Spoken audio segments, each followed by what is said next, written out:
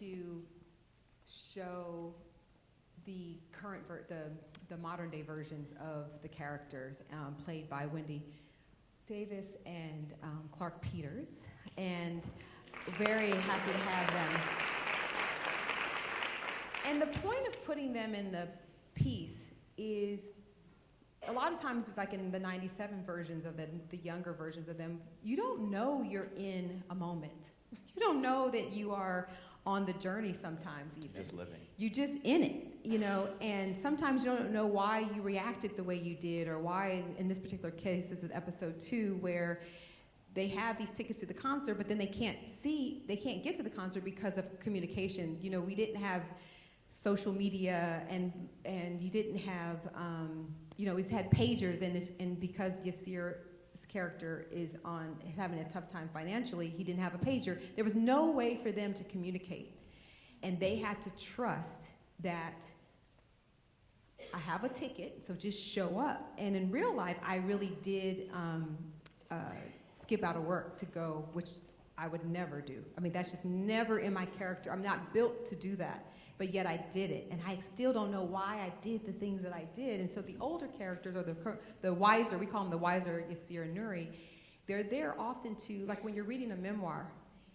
you can reflect on what happened, but then you can also offer insight into what you were feeling or thinking, or now that time has passed. So that's been an interesting use in telling story that I haven't had before. They're not simply just telling the story, they're offering insight into the moment we're showing, and their fears, their concerns, their hopes, their dreams, and how they feel about it now.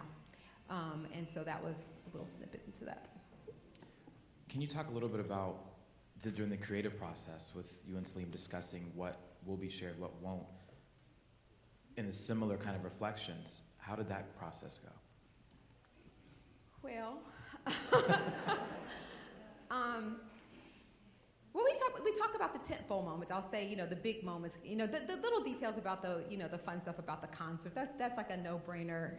He doesn't care about those things. But like, as the story progresses, like even next week, there's a really big, Salim and I had a big talk. Do we want to share this aspect of our real life for the purposes of Nuri and Yasir, who I hope will become ambassadors for the idea of defining and designing your own love story in all its facets. But I remember, I don't think Salim wants to do any of this.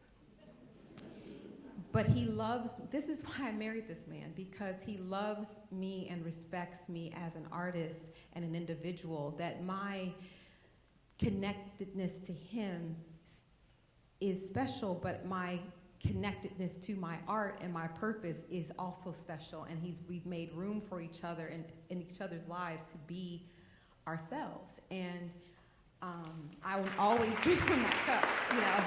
And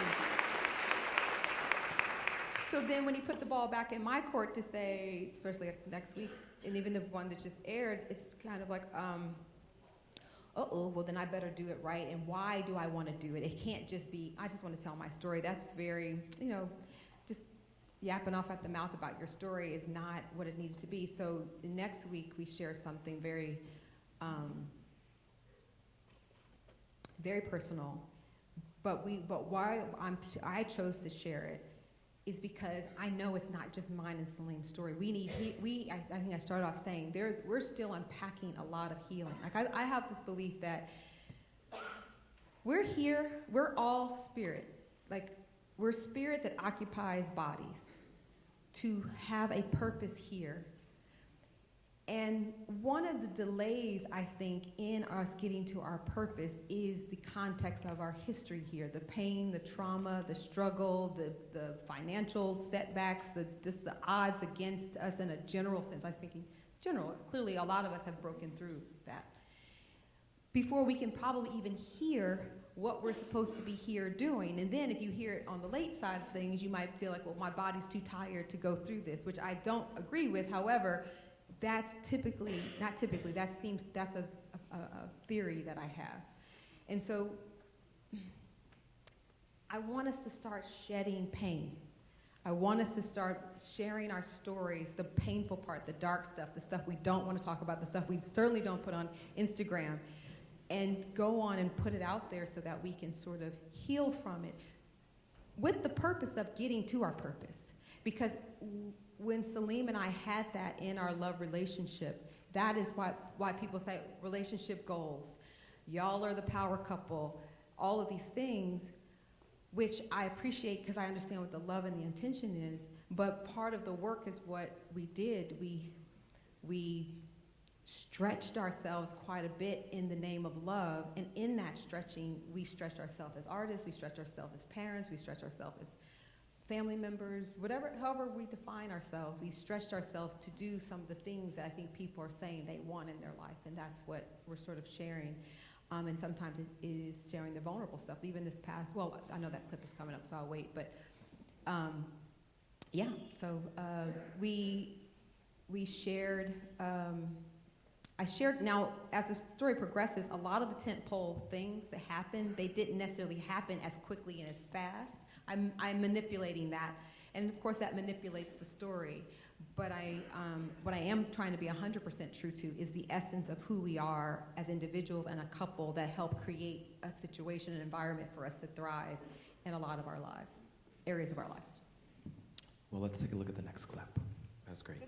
This is the workplace one you were talking about. Yep.